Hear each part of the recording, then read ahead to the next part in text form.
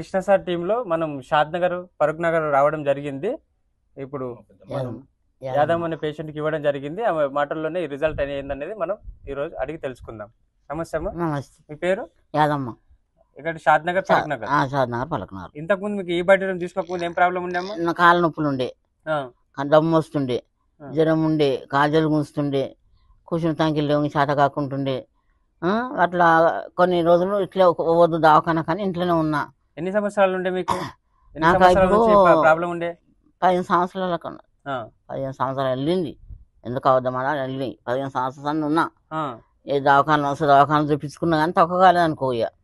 ఇప్పుడు ప్రాబ్లం లేకుండా జర నయ్యం నుండి నడుస్తున్నా. ఎన్ని రోజులు తెలిసింది మీకు ఇది వాడుకున్నాక? వాడుకున్నాక వారం రోజులకేమో నొప్పులు వచ్చినాయి.